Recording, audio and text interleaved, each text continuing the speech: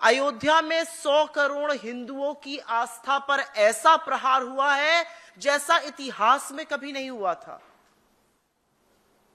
प्रधानमंत्री मोदी जी भूमि पूजन करेंगे, वही शिलान्यास किया उन्होंने ही उद्घाटन किया, उन्होंने ही प्राण प्रतिष्ठा करी, ध्वजारोहण भी मोदी जी ने किया, ट्रस्ट भी मोदी जी ने बनाया।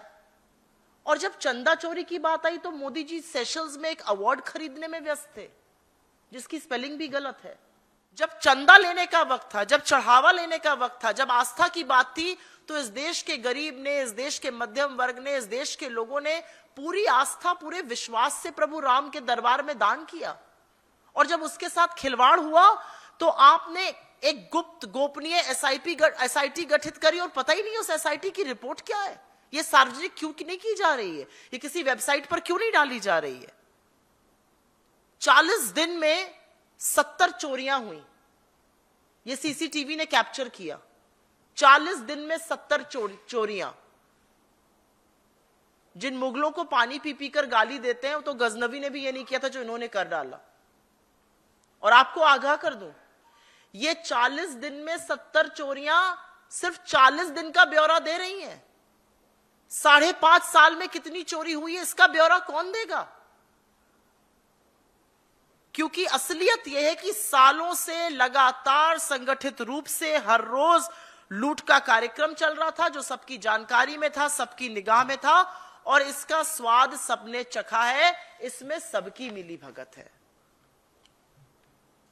मॉनिटरिंग सिस्टम कहां था? सीसीटीवी फुटेज 45 दिन की ही क्यों थी? सिक्योरिटी कहां थी?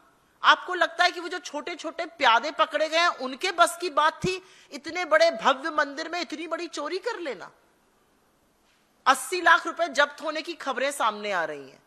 80 लाख रुपए जब्त होने की खबरें अभी की सामने आ रही हैं।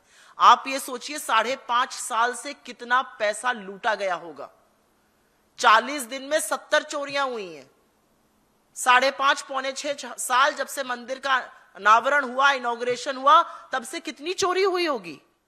यहां पुलिस आई, पुलिस ने प्यादों को गिरफ्तार किया, और वो प्यादे स्टेट के दामाद बनकर जेल में मजे की जिंदगी जी रहे, और बड़े लोगों को छोड़ दिया गया, बड़े डाकुओं को, कि आप लूटा हुआ माल पहले ठिकाने लगा लीजिए। ये कोई चंदा चोरी, चढ़ावा चोरी नहीं था, ये क्रिमिनलाइज्ड गैंग एक ऑपरेट कर रहा था। और मैंने भारत समाचार में अभी खबर पढ़ी आते वक्त, चंपत राय बंसल कोई महासचिव नहीं थे, वो तो पूरे राजा आदमी थे भैया। एक एजेंसी, सिक्योरिटी एजेंसी उनकी थी, 400 लोग उसमें कार्यरत थे। महीने का 1 करोड़ मतलब साल का 12 करोड़ रुपए उस सिक्योरिटी एजेंसी को दिया जाता था। वो सिक्योरिटी एजेंसी बीजेपी के एक्स एमपी बिहार के कोई है, उनकी सिक्योरिटी एजेंसी है। 400 निजी कर्मी, सुरक्षा कर्मी उस मंदिर में चंपत राय की सुरक्षा करते थे, और वो उस रूट पर भी तैनात रहते थे जहां पर गिनती होती थी, जहां से पैसा बैंक जाता था। अब ऐसे अनगिनत लोग सामने आ रहे हैं, जो सामने आकर कह रहे हैं हमने फला चीज दान करी, हमें कहा गया उसकी क्वालिटी और गुणवत्ता देखकर आपको रसीद व्हाट्सएप पर आ जाएगी। व्हाट्सएप पर घटिया फॉरवर्ड आ रहे हैं, रसीदें नहीं आई आज तक। कितने ही लोग हैं। सिंधी समाज पूछ रहा है कि हमारी 200 किलो चांदी की ईंटें कहां हैं। व्यापारी पूछ रहा है हमारी सोने की ईंटें कहां हैं। महिला पूछ रही है हमारी चांदी के काग भुषुंडी कहां है। कर सेवक पूछ रहा है 1250 सोने चांदी की रामशिलाएं कहां हैं। अब खबर आ रही है कि जो राम निवास बगल में था, वहां से हनुमान जी की मूर्ति, राम जी का पलंग, वो सब भी गायब है। और ये सब चंपत राय जी के हाथ में दिया गया था। फोटो भी खींची थी। उन्होंने कहा था रसीदें आएंगी, रसीदें नहीं आई। सामान कहां है प्रभु, ये बताइए। 6 महीने पहले लवकुश मिश्रा नाम के एक आदमी को गिनती के काम पर लगाया गया। लवकुश मिश्रा जी की सैलरी 12,000 रुपए महीना थी। 6 महीने से नौकरी उन्होंने शुरू करी। उन्होंने फटाफट 25-30 लाख का एक प्लॉट खरीदा।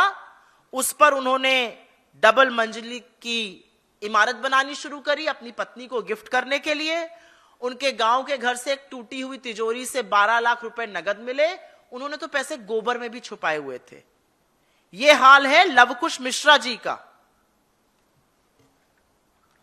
वो एक बार में 50, उसके मित्रों का कहना था एक बार में 50-50 हजार रुपए की पार्टी देता था, ट्रीट करता था। 12,000 रुपए उसकी महीने की तनख्वाह थी। विश्वगुरु बनकर विदेश नीति चौपट कर दी और हिंदुत्व के ठेकेदार बनकर हिंदू धर्म पर सबसे बड़ा धब्बा लगाने का काम किया। लेकिन एक बात यह भी सच है कि इस पूरे घोटाले ने, इस पूरे चढ़ावा चोरी ने, चंदा चोरी ने आरएसएस का जो असली चेहरा है वो बेनकाब कर दिया है। उनका फर्जी जो भांडा है उसको फोड़कर रख दिया है। आरएसएस लालचियों की, पापियों की एक फौज है।